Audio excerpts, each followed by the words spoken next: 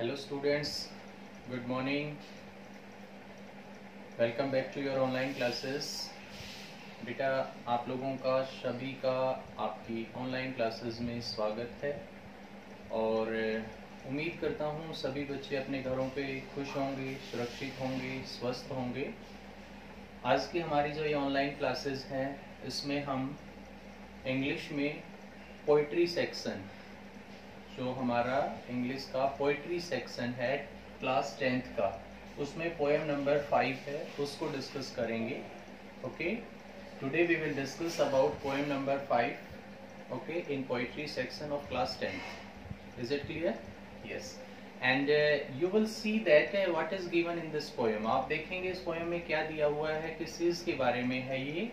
जैसा कि आप देख पा रहे हैं इसमें the title of the poem is the ball poem and the name of the poet is John Berryman.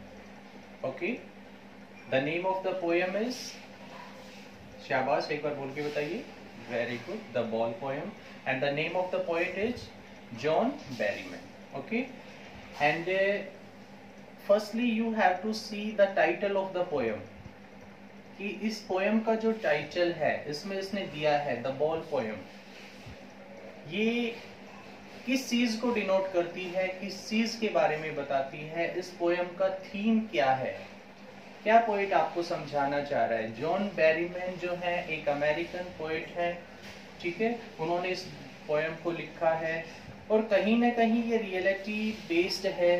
जो हमारी सोसाइटी के अंदर कुछ चीजें होती हैं, ठीक है ना, उनको डिनोट करती है. किस तरह से उन चीजों को डिनोट कर रही है, you will C in this poem. Okay, There are 4 stanzas in this poem. This poem में 4 stanza दिए हुए हैं. In this class we will discuss about stanza 1 and 2. Okay?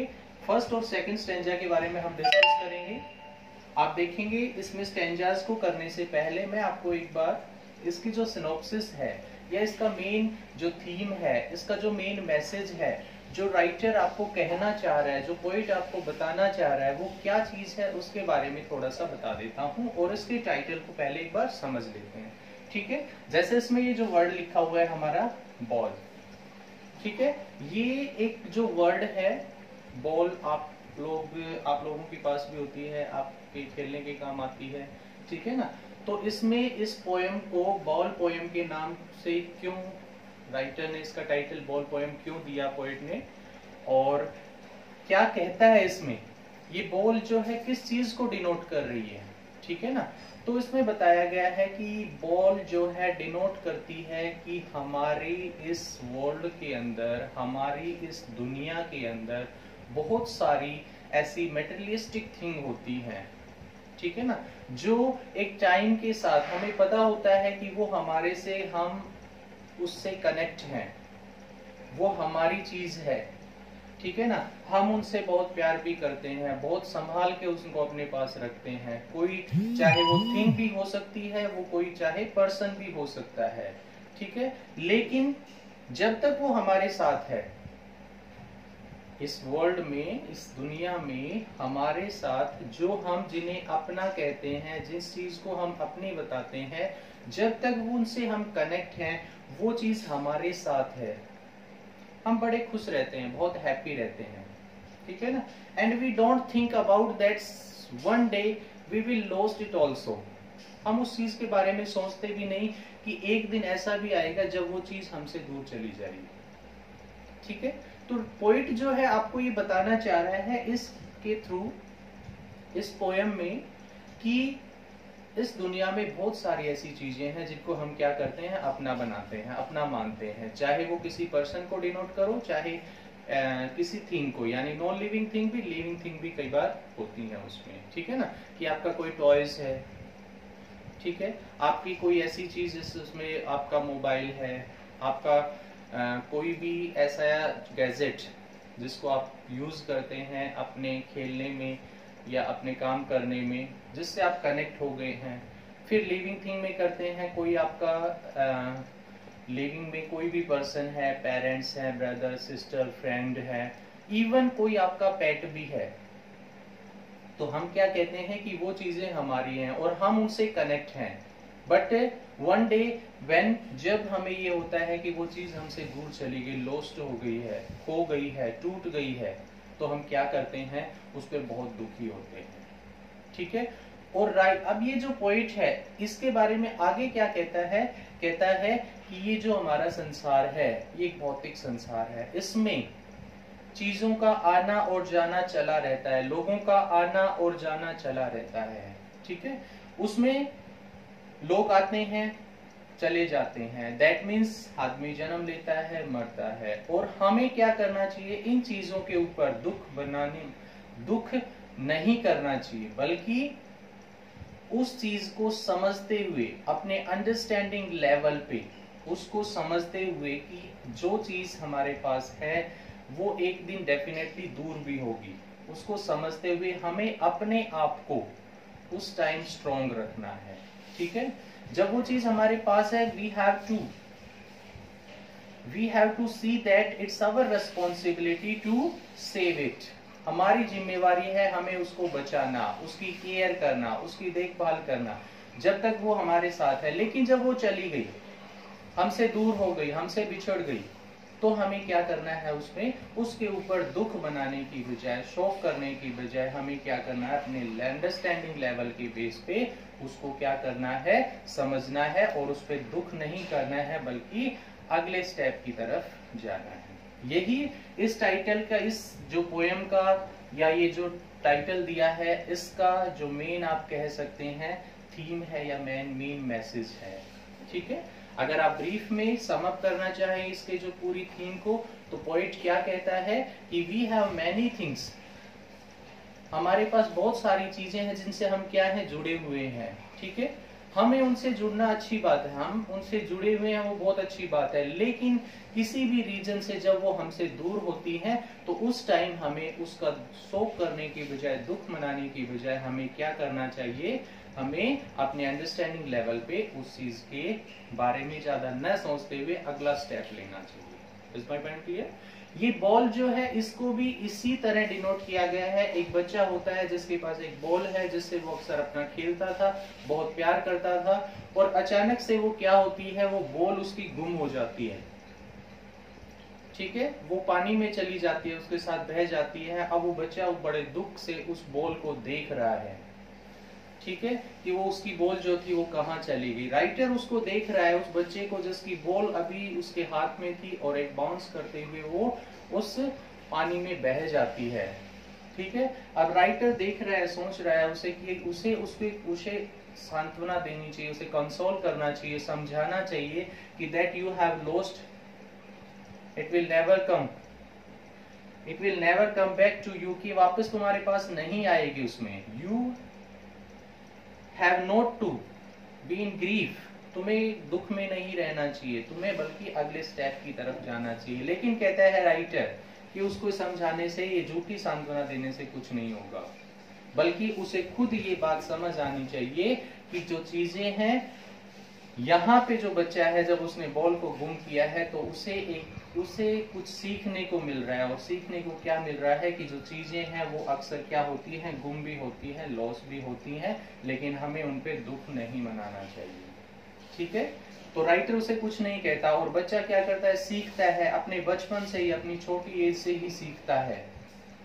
क्या सीखता है उसमें, कि इस तरह चीजों का चला जाना, और उसके बारे में फिर हमें सोचते रहना, बैठे रहना, दुख मनाते रहना, वो गलत होता है। ठीक है ना। जैसे बॉल चली गई है, उसमें आगे भी बताएगा वो कि क्या कहता है, उसमें बॉल चली, जैसे पता नहीं चला बॉल कब पानी में बह गई और कब वो चली गई। ऐसा ही हमारे जो पुराने दिन है, यानी हमारे बचपन के दिन है, वो कब चले गई हमें पता ही नहीं चला, कंपैरिजन किया गया है। ठीक है। तो उसमें एक फिगर ऑफ स्पीच है, वो भी डिनोट की गई है। बेटा इनको, ये अभी हम फर्स्ट और सेकंड स्टेंजा को करेंगे। आई होप आपको इसकी सिनॉप्सिस थोड़ी समझ आई होगी। इसमें जो पोइट आपको समझाना चाह रहा है उसके बारे में क्लियर हुआ होगा कि पोइट आपको क्या कह रहा है। ठीक है। पोइट आपको यही बताना चाह रहा है कि उसमें, फिर से मैं एक बार 2 लाइन में इसको सम अप कर देता हूं, इसकी समरी को, इसकी सिनॉप्सिस को। और क्या कहता है उसमें, कि हमें जिन चीजों से हम अटैच हैं और उनके गुम होने पे उन पे शौक, दुख नहीं मनाना चाहिए, बल्कि अपने आगे बढ़ना चाहिए, अगला स्टेप लेना चाहिए। ठीक है ना। क्योंकि ये हमारा जो संसार है, ये यहाँ पे हर चीज मेटेरियलिस्टिक होती है, भौतिक संसार है जिसमें चीजों का आना जाना चला रहता है। मनी इज एक्सटर्नल थिंग, एक बाहरी चीज है, मनी से हम किसी चीज को नहीं खरीद सकते। Suppose you have purchased another ball with that, but the inner peace related to that ball we will not find. हम उस पैसे से हमारी जो खुशी है कि हमारी पुरानी बॉल के बारे में, वो नहीं पा सकते, दूसरी बॉल हमें जरूर मिल जाएगी। तो कहता है मनी एक्सटर्नल है, मनी से हम बाहरी चीजें खरीदते हैं, लेकिन इंटरनल जो चीजें हैं वो हम नहीं ले पाते हैं। Is my point clear? इस जो पोएम के अंदर, इसकी अगर हम राइम स्कीम की बात करते हैं, आपने राइम स्कीम सीखा होगा, हर एक पोएम की अपनी एक राइम स्कीम होती है। Rhyme scheme in the sense की एक रिदम होती है, ठीक है ना। There is not any rhyme scheme in this poem, कोई राइम स्कीम इसमें नहीं दी हुई है, ठीक है।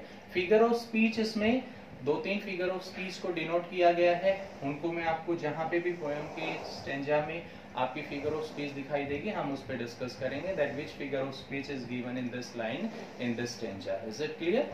There is no rhyme scheme in this stanza. Rhyme मतलब कि लास्ट में उसके वर्ड्स को देखते हुए हम उसके रिदम को पहचानते हैं। There is not. If there is a question in your, अगर आपके क्वेश्चन कॉम्प्रिहेंशन में आता है that which rhyme scheme is there, that you can say that no rhyme scheme. Is my point clear? See stanza 1। अब आप देखिए stanza 1 में क्या बताता है। यहाँ पे जो पोइट है वो अपने रीडर से, पढ़ने वालों से, आप लोगों से एक क्वेश्चन पूछ रहा है।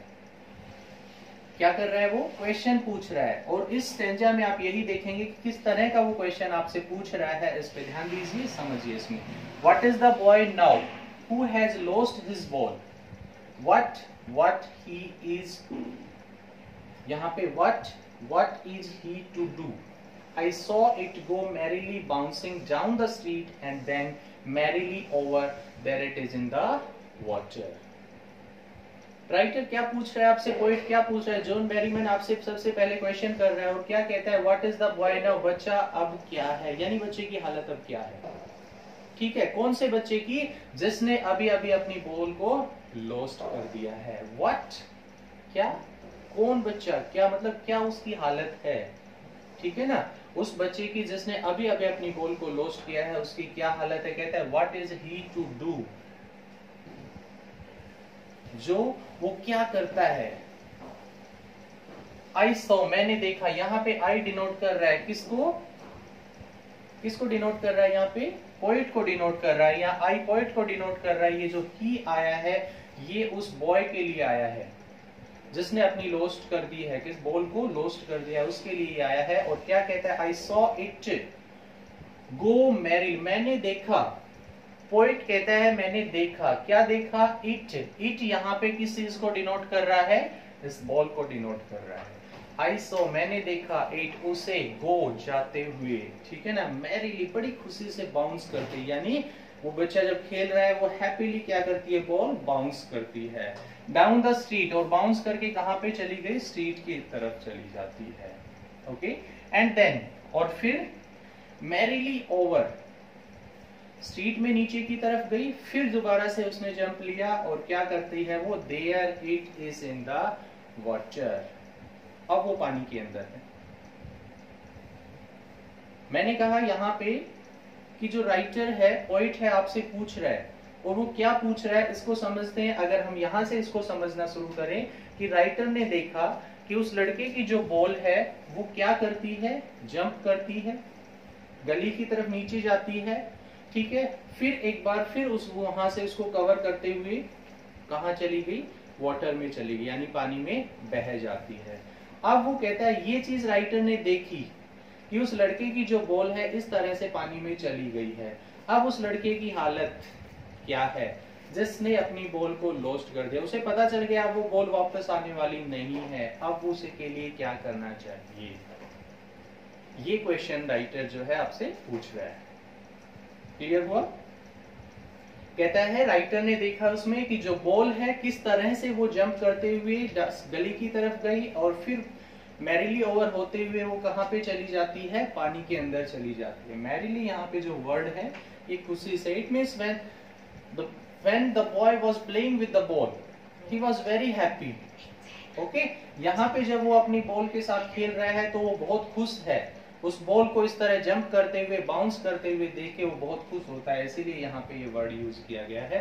फिर कहता है जब वो वाटर में चली गई तो अब वो बॉय की हालत क्या है उसमें, जिसने अपनी लॉस्ट हुआ, और उसे क्या करना चाहिए। Is my point clear? See the next one. Now you will see the second stanza. No use to say O there are other balls. बिल्कुल ध्यान से समझ लीजिए इस लाइन को। नो यूज टू से, ऐसा कहना कोई फायदा नहीं होगा उसको, ठीक है ना। क्या कहता है उसे राइटर, देखो पहले अपनी फीलिंग्स बताना चाह रहा है। इस लाइन को पूरा अगर मैं एक्सप्लेन करता हूं, ट्राई टू लिसन। क्या कहता है राइटर? राइटर सोच रहा है कि मुझे अब क्या करना चाहिए। राइटर ने ये सब देखा, उस बॉय लड़के को खड़ा देख रहा है। अब राइटर इस आगे स्टेंजा में सोच रहा है, और वो क्या सोचता है कि देखो उस बच्चे ने अपनी बॉल को लॉस्ट कर दिया है, तो मुझे उसके पास जाना चाहिए और कंसोल करना चाहिए, उसे सांत्वना देनी चाहिए। ठीक है, क्या सांत्वना देनी चाहिए कि भाई कोई बात नहीं, वो बॉल चली गई तो दूसरी बॉल तुम्हें मिल जाएगी। ठीक है, ये राइटर ने सोचा लेकिन उसने किया नहीं। और क्या करता है वो? कहता है कुछ फायदा नहीं होगा अगर मैं ऐसे करता हूं तो। क्या करता हूं? उसे जाके कहूं कि भाई दूसरी बॉल भी है, उसका कोई फायदा नहीं। ठीक है, पोएट ने सोचा। What poet think about it? क्या सोचता है उसमें? पोएट ने सोचा कि उसे क्या करना चाहिए, उस बच्चे के पास जिसने अपनी बॉल को लॉस कर दिया, बहुत उदास है वो, उसके पास मुझे जाना चाहिए, उसे सांत्वना देनी चाहिए कि बेटा तुम्हारी जो ये बॉल है ये लॉस हो गई है, गुम हो गई है, ठीक है ना, और तुम्हें क्या करना, कोई बात नहीं दूसरी बॉल मिल जाएगी। लेकिन राइटर ये सोच रहा है, उसे कहता नहीं है। और कहता नहीं है, क्यों नहीं कहता है? वो कहता है इसका कोई फायदा नहीं होने वाला कि मैं उसे कहूं ओ देयर आर अदर बॉल्स, की बहुत सारी बॉल हैं, हम एक गुम हुई तो दूसरी खरीद सकते हैं। ठीक है ना। एन अल्टीमेट, अब फिर उस लड़के की हालत बता रहा है वो, an ultimate seeking grief fixes the boy. एक बहुत ज्यादा, एक बहुत गहरा, एक बहुत हिला देने वाला जो ग्रीफ है, दुख है, ठीक है ना। अल्टीमेट सेकिंग मतलब जिसकी कोई लिमिट ना हो, इतना दर्द, दुख फिक्स कर देता है उस बॉय को, सुन कर देता है, वो अपनी जगह पे स्टैंड स्टिल खड़ा है। ठीक है ना, यानी वो बिल्कुल हिल नहीं रहा है, कोई मोमेंट नहीं है उसके अंदर, बहुत ज्यादा इतना आप कह सकते हैं उसके अंदर दुख है। ठीक है, किस चीज का? कि उसने अपनी बॉल को लॉस्ट कर दिया है। ठीक है, आगे क्या कहता है? एज ही स्टैंड्स रिज्ड, सख्त हो जाता है, कठोर हो जाता है, ऐसे खड़ा है जैसे कि मतलब उसमें जान नहीं है। ट्रेम्बलिंग कर रहा है, कांपता है। ठीक है, स्टेयरिंग डाउन, नीचे की तरफ घूर रहा है। वेयर, कहां पे? जहां उसकी बॉल पानी में चली गई है वहां देख रहा है। ठीक है, all his young days into the harbour where his ball went. अब यहाँ पे देखिए, मैंने एक बात आपको बताई थी कि बेटा फिगर ऑफ स्पीच का यूज हुआ है। ठीक है, जहां पे दो चीजों में कंपैरिजन की बात आती है, फिगर ऑफ स्पीच सिमिली और मेटाफर का हम यूज करते हैं, but there is a difference between simile and metaphor. दोनों में डिफरेंस होता है। If you are saying that he, suppose simile की अगर हम डेफिनेशन की बात करते हैं तो सिमिली में भी कंपैरिजन को दिखाता है, मेटाफर में भी कंपैरिजन को दिखाता है। ठीक है ना। But when simile is there then you will get two words as और लाइक। दो आपको वर्ड मिलेंगे जिनमें उनके साथ कंपैरिजन किया गया है। बट मेटाफर जो होता है उसमें कोई कंपैरिजन नहीं होता है। जैसे हमने कहा he fought as a lion, वो लड़ा एक शेर की तरह। ठीक है, there is a comparison between he and lion, उसमें कंपैरिजन है दोनों के अंदर। He fought as a lion. ठीक है, तो यहां पे कंपैरिजन हुआ लॉयन का और उस आदमी का, तो यहां सिमिली हुई। ठीक है, बट अगर मैंने कहा he is a lion, there is given metaphor, because he is a lion, that means he has the quality of lion. यहां पे कंपैरिजन है कि उसके अंदर सारी क्वालिटी है लॉयन वाली, but he is not a lion. ठीक है ना, वो उसकी तरह लड़ा और वो वही है, that means all the quality he has their metaphor. So here यहाँ पे जो चीज बता रहा है इसमें, ऑल हिज यंग डेज, उसके यंग डेज जो चले गए हैं और पता नहीं चलता, और उसकी बॉल जो चली गई है वो पता नहीं चला। So here you can see that in this line there is given figure of speech metaphor. Is my point clear? और क्या कहता है उसमें, all his young days into the harbour, जैसे हार्बर के ऊपर, उस बंदरगाह के ऊपर, उस पोर्ट के ऊपर उसके यंग डेज, उसका बचपन खेलते हुए चला गया, ऐसे ही उसकी बॉल गई थी उस हार्बर पे खेलती हुई, क्या चली गई, उसकी बॉल चली गई, और ऐसे ही उसके यंग डेज यानी बचपन चला गया। तो बोथ आर कंपैरिजन, है ना, कंपेयर टू ईच अदर। उसके बाद क्या कहता है, his ball went, I would not intrude on him. अब राइटर अपनी बात करता है, उसमें कहता है मैं उसे डिस्टर्ब नहीं करूंगा, उसे जाके कुछ नहीं कहूंगा, ठीक है। Assign, this word has a meaning that a small amount of money, जो मनी की स्मॉल अमाउंट होती है, if you are compare saying that there is given $1, तो 10th part of the dollar is dime, okay, small amount of money is dime. तो कहता है dime another ball is worthless, कहता है कुछ पैसे देके, मतलब डॉलर के 10वें हिस्से में जो है बॉल आती है, उसमें से अगर हम देते हैं और बॉल लाते हैं, उसके लिए जो बॉल वापस लेके आते हैं, दैट विल बी वर्थलेस, यानी उसकी कोई उसके लिए कीमत नहीं होगी, उसके लिए कोई उसकी वैल्यू नहीं होगी। क्यों नहीं होगी? क्योंकि उसे उसकी वो वापस वही बॉल नहीं मिल पा रही है। दैट मीन्स कहता है कि बॉल दूसरी आ गई, लेकिन उसका जो इंटरनल सेटिस्फेक्शन है, जो अपनी पहली बॉल के साथ था, वो उसके साथ कभी उसे वापस नहीं मिलने वाला। इसीलिए राइटर कहता है मैं उसे इंक्लूड नहीं करूंगा। I hope you understood both the stanzas. आपको ये दोनों स्टेंजर्स समझ आए होंगे, पोएम का जो थीम है, मैसेज है, वो आपको समझ में आया होगा। फिर से अगर एक बार सिंपल इसमें पार्ट में या ब्रीफ एक लाइन में इसको सम अप करें, तो पोएट जो है आपको बताना चाह रहा है, दिस वर्ल्ड इज मटेरियलिस्टिक, भौतिक संसार है, that we have so many things, हमारे पास बहुत सारी चीजें होती हैं, और उनमें से हर चीज को ये होता है कि हमारे पास से जब वो अलग होती है तो हमें उस चीज पे दुख करने की बजाय क्या करना चाहिए, अंडरस्टैंडिंग लेवल के बेस पे हमें उसको समझते हुए, दुख ना करते हुए अगले स्टेप की तरफ जाना चाहिए। Is my point clear? So उम्मीद करता हूँ ये दोनों स्टेंजा आप सभी बच्चों को समझ में आए होंगे। आप लोग इन दोनों स्टेंजाज को पढ़ेंगे। नेक्स्ट क्लास में हम नेक्स्ट 2 स्टेंजाज को डिस्कस करेंगे, इस कंप्लीट पोएम को, इस पोएम को कंप्लीट करेंगे और आगे की जो बात है उनको डिस्कस करेंगे। तो इसमें जो मेन पॉइंट थे वो क्या है, ये जो बोल पोएम है, there is not an giving any rhyme scheme. Rhyme scheme का ध्यान रखिए, कॉम्प्रिहेंशन में आता है, कोई राइम स्कीम नहीं है। इस लाइन में एक जो लाइन है इसमें दिया हुआ है कि यहाँ पे फिगर ऑफ स्पीच मेटाफर का यूज किया गया है। कॉम्प्रिहेंशन चेक में आपके पास इस तरह की फिगर ऑफ स्पीच से रिलेटेड या राइम स्कीम से रिलेटेड क्वेश्चन पूछते हैं। उसके अलावा इसमें से कोई भी आपके शॉर्ट क्वेश्चंस आपसे पूछे जा सकते हैं। So you will learn all this poem, okay, you will read it, watch the video again and again. Thank you so much. Love you all. Thank you very much.